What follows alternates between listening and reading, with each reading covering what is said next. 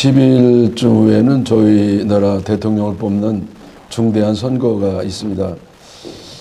그래서 오늘은 이 선거에 임하는 우리 성도들의 자세는 어떠해야 되는가, 그 성경을 근거로 해서 말씀을 드리도록 하겠습니다. 제목은 이 땅의 정의는 어디에 있는가? 이 땅의 정의가 잘 안 보이잖아요. 그래서 정의는 어디에 있는가? 성경 말씀은 아모스 5장 24절, 오직 정의를 물같이 공의를 마르지 않는 강같이 흐르게 할지어다. 하나님은 정의의 하나님이십니다. 이사야 30장 18절에 여호와는 정의의 하나님이심이라 라고 말씀하셨습니다. 하나님은 정의의 하나님이시기 때문에 우리가 정의를 행하시기를 원합니다. 하나님의 그 품성 중요한 게 두 가지잖아요. 하나는 사랑이고요, 또 하나는 정의입니다. 그래서 이 정의는 하나님의 성품 가운데 두 번째 품성일 정도로 그렇게 아주 중요한 성품이고, 그래서 우리에게 정의를 행하라고 하십니다. 미가서 6장 8절에 여호와께서 내게 구하시는 것은 오직 정의를 행하며, 여호와 하나님 우리에게 원하시는 게 뭐냐? 오직 다른 거 말고 정의를 행하라. 이것이 우선적인 겁니다. 또 출애굽 23장 1절에 너는 거짓된 풍설을 퍼뜨리지 말며 가짜 뉴스를 유포하지 말라는 것이죠. 요즘 제일 많은 게 거짓말이잖아요. 또 출애굽기 23장 2절에 다수를 따라 악을 행하지 말며, 뻔히 잘못인 줄 알면서 다수 편을 들어가지고 포퓰리즘 행사를 하지 말라, 그런 말씀입니다. 또 출애굽 23장 8절에요. 너는 뇌물을 받지 말라. 뇌물을 받고 잘못된 판단, 재판을 하지 말라, 그런 말씀입니다. 그러나 이 현실을 보면 어떻습니까?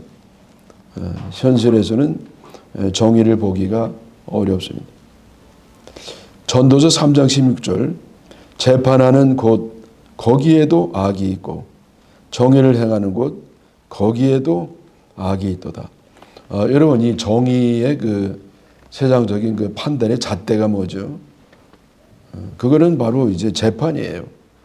그 법이 있죠. 근데 법에 안 써 있는 거는 이제는 재판관들이 재판하면서 법을 만듭니다. 그러니까 그들의 판단이 곧 정의의 잣대가 된다는 말이죠. 근데 정의의 잣대조차도 구부러져 있다. 심지어 정의를 행할 때도 악이 있다 그랬습니다.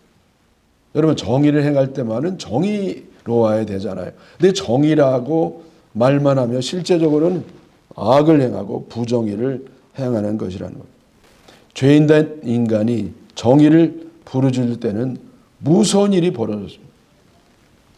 인간은요, 죄인이기 때문에 정의를 행할 때조차도 죄를 저지릅니다. 말로만 정의에 따라 한다고 하면서 실제로는 불의를 따라가는 경우가 비일비재합니다. 또 법의 틀 안에서 불법을 저지르는 경우도 허다합니다. 여러분, 뭐 독재 나라라든지 그런 국가에도 보면은요, 그냥 불법을 저지르는 게 아니에요. 합법의 탈을 쓰고 불법을 저지릅니다. 합법의 틀 안에서 불법을 저지릅니다. 현재 우리나라에서는 국회가 사법부를 신여로 만들었습니다. 행정부를 무력화시키고 민주주의의 근간인 상권 분립을 무너뜨리고 있습니다. 국회의 3분의 2 가까이를 장악한 정당이 이제 뭐 조금만 했으면 헌법도 이제 고칠 정도로 그런 힘을 가지고 있는데, 항상 행할 때는 국민을 위하여라고 말해요. 또 민주주의를 지킨다고 합니다. 그러면서 독재를 하고 국민보다는 한쪽 편을 들어서 정치를 하는 게 문제가 됩니다. 정의를 무너뜨리는 것은 그 옛날 유대 땅에만 있지 않았습니다.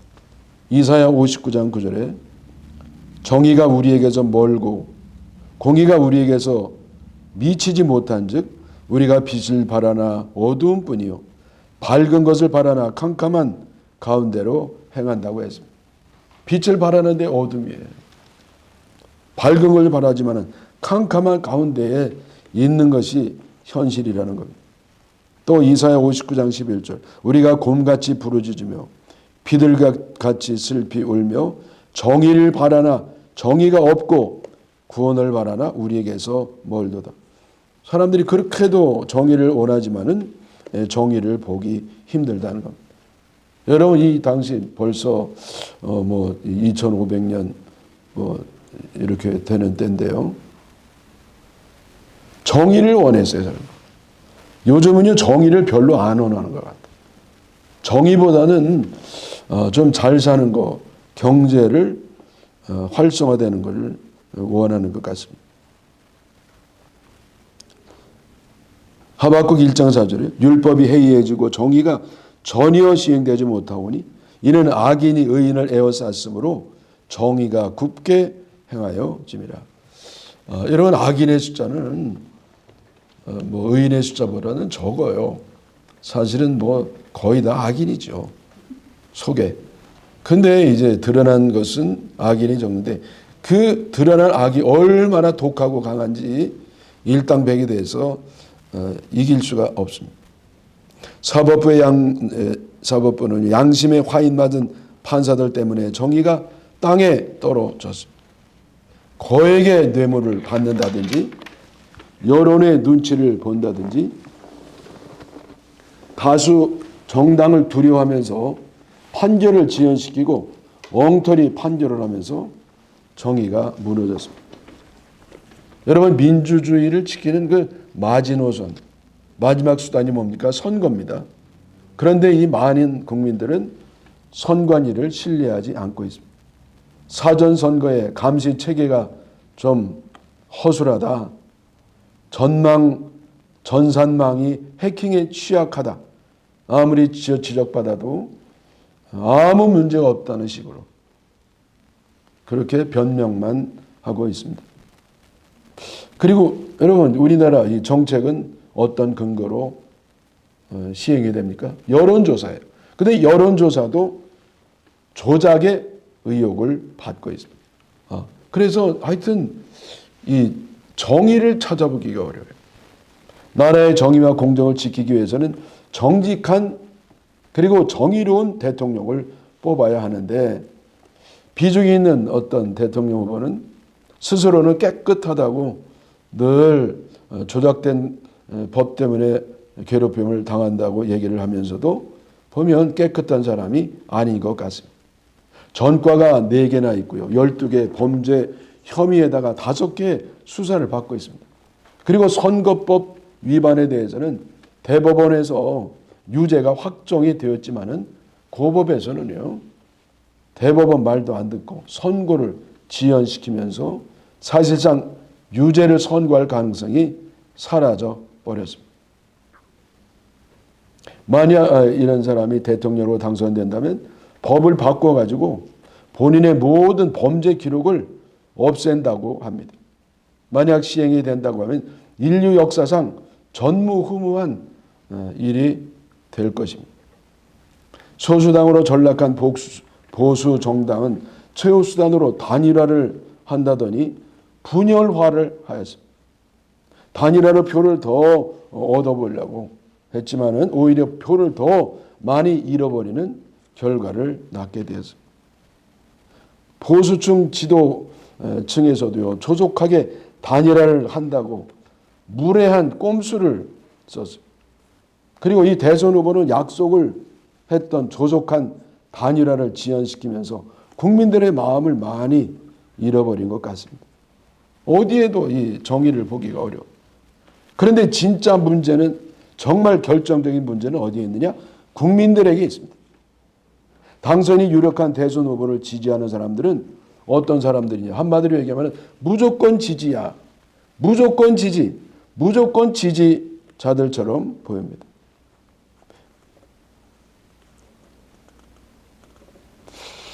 그렇게 많은 참 부도덕한 언행이 있음에도 불구하고 전혀 개의하지 않는 것 같습니다.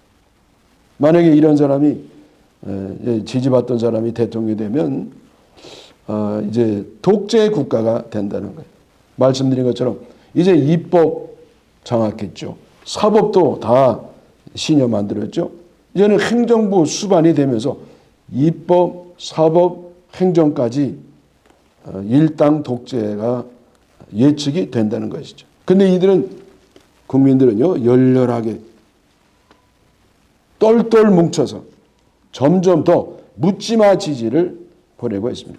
여러분 도저히 이해가 안 되고 선진국 문턱에 가 있는 나라로서는 도저히 해서는 안 되는 일을 하는 것으로 보입니다. 여러분 뭐 아시는 것처럼 이번 선거는 단순한 정권 유지냐 정권 교체냐 그러한 싸움이 아닙니다. 자유민주주의냐 아니면 친공산 세력이냐 체제 전쟁이 되고 있습니다. 만약 이번 선거를 통해서 정권이 친공산주의 세력에게 넘어간다면 우리나라는 저 남미 후진국처럼 나락으로 떨어질 것이라고 말하는 사람들이 많이 있습니다. 남미 국가들은요 선거 때 돈의 매수가 되어서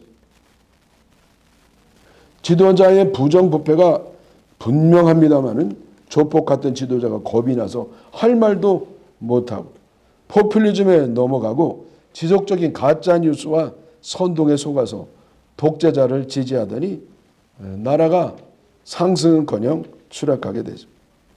문제는 뭐냐? 후회했을 때는 너무 늦어버렸어요. 너무 늦어버렸어요. 후회해서 돌이켜도 이미 늦어가지고 이제는 완전히 낭떠러지에 떨어졌어요. 어리석은 국민들이 관심 갖는 것은 도덕도 아니고 정의도 아닙니다. 하나님이 그렇게 정의를 원하시는데도 정의는 관심이 하나님이 관심 갖는 것은 관심이 없어요. 하나님이 관심을 안 갖는 덜 갖는 것에 관심을 많이 갖습니다. 그저 주머니에 돈 몇 푼 들어오고 달콤한 설탕물 포퓰리즘의 혜택을 좋아하더니 나라가 망가지게 되었습니다. 그러면 우리나라는 어떻습니까? 하나님 찾으시는 정의는 어디에 있습니까? 우리나라 모든 분야에서 제 판단에는 정의를 찾아보기가 어렵게 되었습니다. 정치, 경제, 사회, 문화, 언론, 교육, 예술, 체육, 종교까지도 여러분 마지막 보루가 뭐냐? 교육이에요. 근데 정말 마지막은 교회입니다. 그래서 교육과 종교 이것이 살아있으면 샘물처럼 세상에 맑은 물을 줄 수가 있는 것인데 그게 썩어버리면 이제는 소망이 없습니다. 그래서 이대로 가다가는 하나님의 특별하신 긍휼의 역사로 기적이 일어나지 않는 한 우리나라는 정의와 정직, 공정과는 거리가 먼 나라가 되어 있다고 보입니다. 전체주의 독재 통치를 받게 되면서 정치적으로는 남미를 닮아가고 경제적으로는 일본의 잃어버린 20년을 따르면서 역사는 뒷걸음질로 가고 있는 것 같습니다. 제가 몇 번 얘기했죠. 사사들이 나무를 뽑는 비유 이야기가 있잖아요.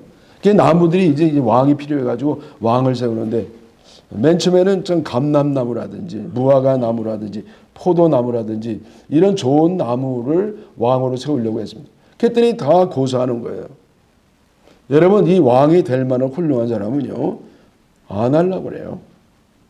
그래서 안 하려는 사람을 선택해서 세워야 됩니다. 근데 죽어도 한다는 사람이 있어요.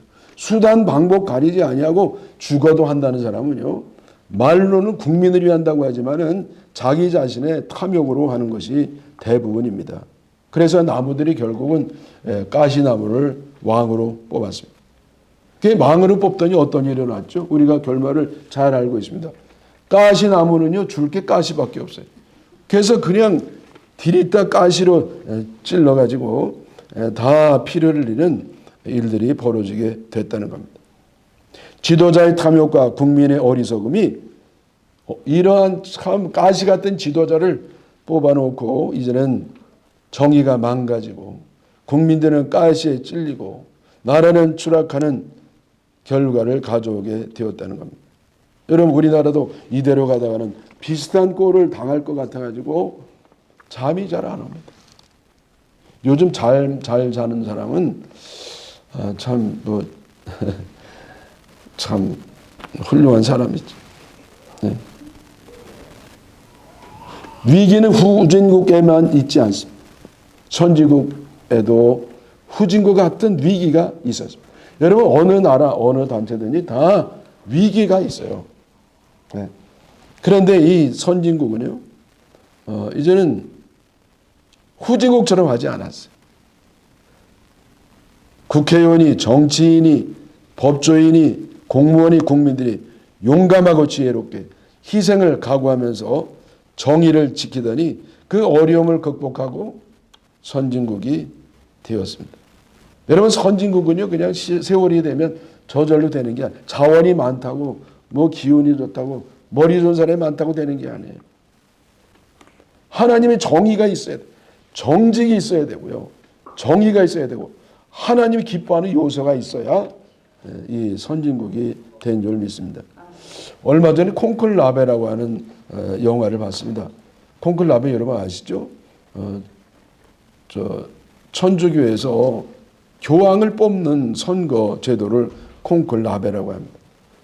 그래서 이걸 봤더니요 어떤 재미있는 이야기가 있냐니까 전 뭐 그 제도만 알려고 갔던 건데 막연히 알았거든요. 근데 뭐 좀 자세하게 알기 위해서 좀 갔더니 이상하게 그렇게 재미가 있더라고요. 기대와 다르게. 그래서 거기 이제 투표가 벌어지는데 몇 번째, 네 번째 되나 다섯 번째 교황이 선출돼요. 근데 맨 처음에는 이제 거의 꼬두발이었던 사람이 거의 끝부분에는 최고 점수가 돼요. 그게 어떻게 이런 경우가 거의 없거든요. 아니 어떻게 이렇게 되냐 말이야. 그게 알고 봤더니 이 양반이 과거에 성직매매의 그 역사가 있었어요. 성직매매 뭔지 알죠? 뭐 이렇게 주교가 된다든지 대주교 된다든지 축의금 된다 할 때 돈을 받고 그걸 직을 준다는 겁니다. 이 양반이요 그래서 돈 벌어 가지고 뭐 했냐 교황 선거에 이제 선거인단이 축의경들에게 돈을 뿌리는 겁니다. 그래서 그렇게 올라간 거예요 거기까지. 이 사실 이야기가 아니라 소설이에요.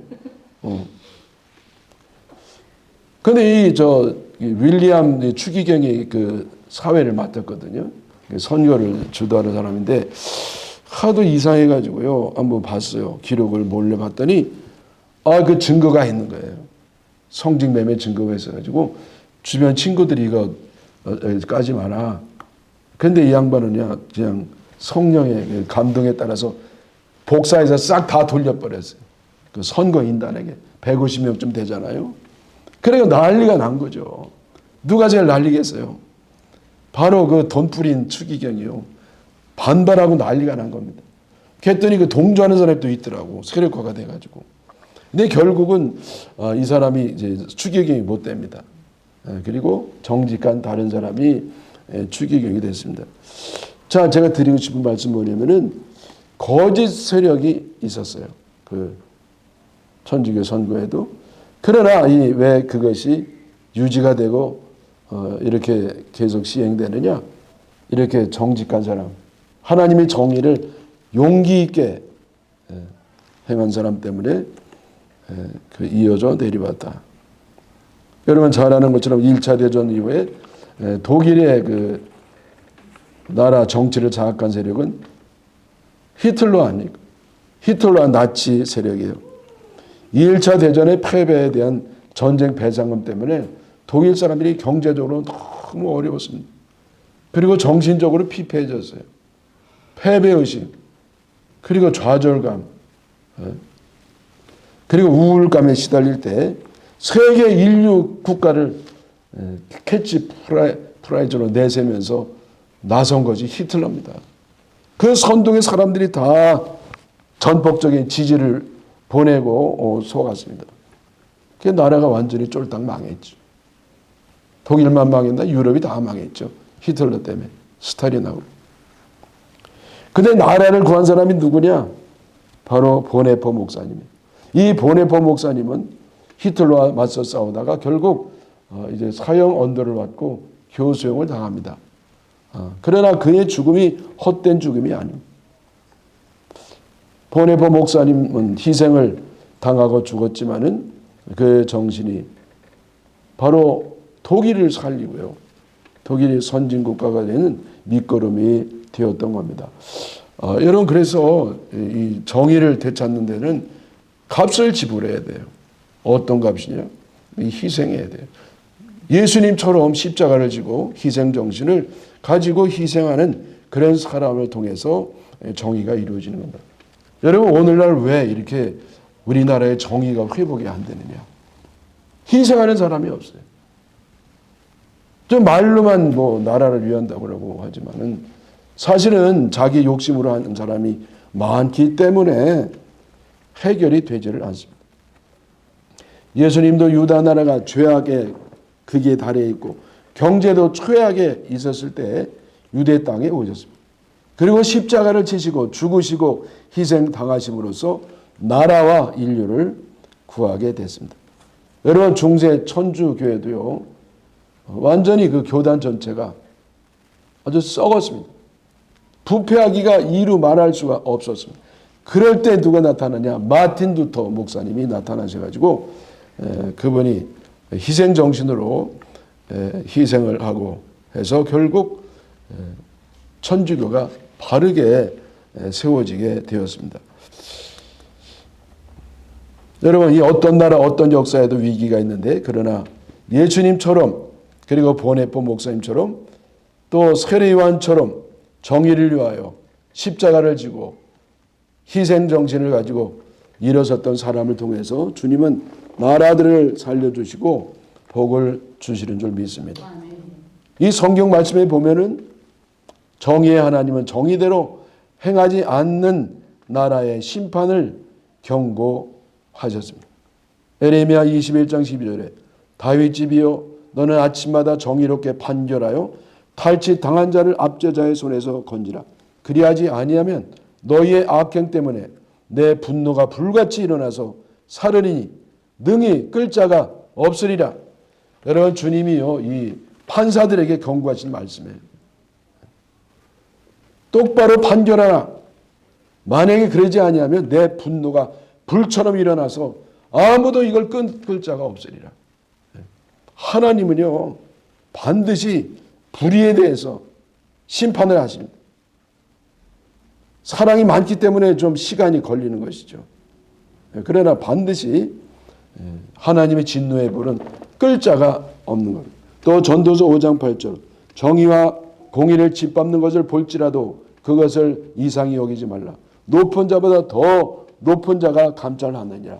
여러분 지금은요 높은 자가 마음대로 하는 사람들이 많아요. 요즘 세계가요 이렇게 너무 지나치게 강력한 지도자 때문에 문제가 더 되고 있습니다.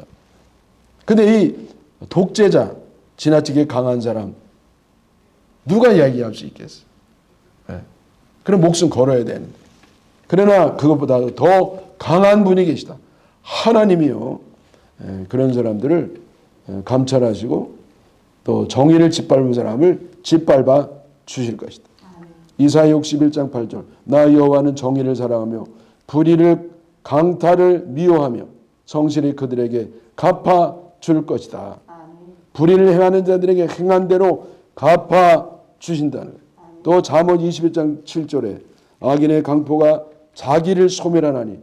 여러분 불의를 행하는 사람은요 뭐 남이 그에게 뭐 이렇게 복수하는 게 아닙니다.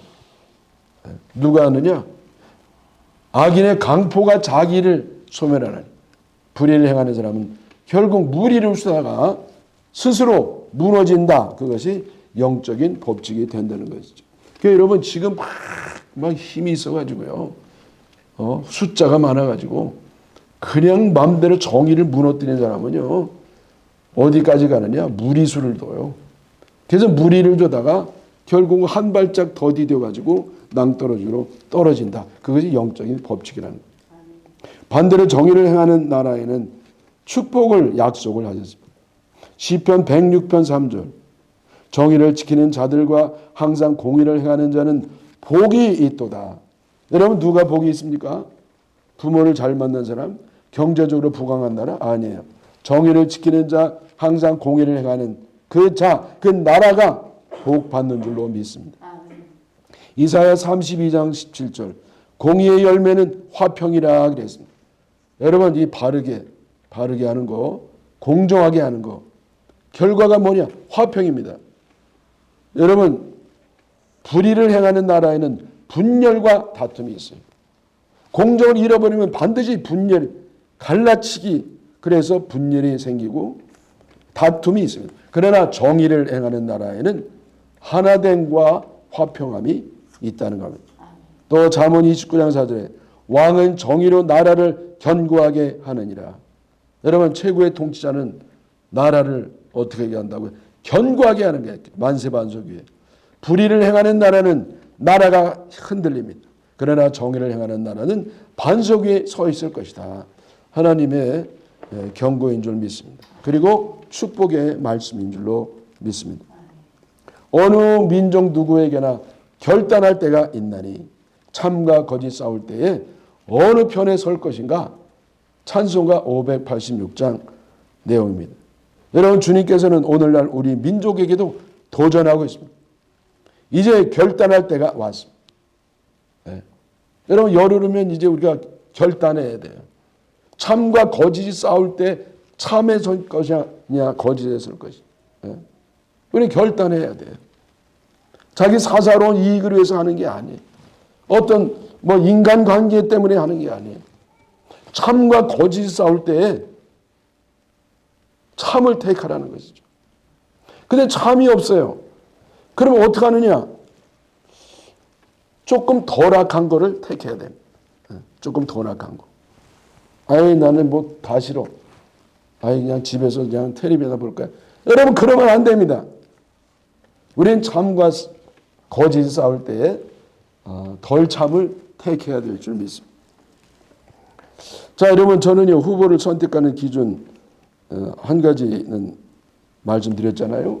그래도 이제 덜 착한 거를 마음에 아주 싫은 게 아니라 조금 덜 싫은 거, 그런 걸 선택하는 것이고, 두 번째는요, 이거 중요한 거예요.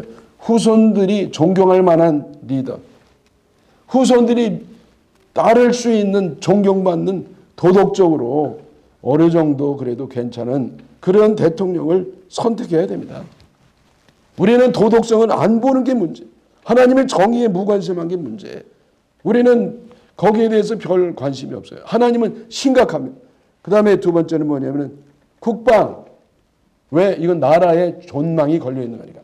나라의 존망이 제일 중요하게 국방입니다. 나라를 지키느냐예요. 일본 핵을 갖고 있어요. 우리는 재래식 무기를 갖고 있어요. 그럼 어떻게 이겨요? 우리도 핵을 만들어야 돼. 근데 이거 유엔 제재에 걸리잖아. 그러니까 여러분, 이거는 어떻게 좀 내부적으로 하든지 말든지, 이거 겉으로는 안 됩니다. 그러면 우리를 막아줄 동맹이 필요하단 말이에요. 친중, 친북, 공산 세력과 가까운 사람이냐, 아니면 미국하고 가까운 사람이냐. 저보고 친미주의라고 하지 마세요. 저 우리나라를 위해서 말하는 겁니다. 그게 중요한, 여러분, 이게 제일 중요해요. 노 수출 조금 올라가고, 그건 두 번째. 일단 살아야 되니까. 그래서 여러분, 그런 기준으로 좋은 걸 택하시기를 바랍니다. 거짓을 택하면 거짓 평화가 있습니다. 진리를 택하면 하나님이 굳세게 해주시고 역사해 줍니다. 또 하나, 핍박받고 어려움을 당할 수도 있습니다. 그러나 우리의 앞길에는 어둠 장막이 덮쳐도 하나님이 함께 계셔서 이 나라를 지켜주실 줄 믿습니다.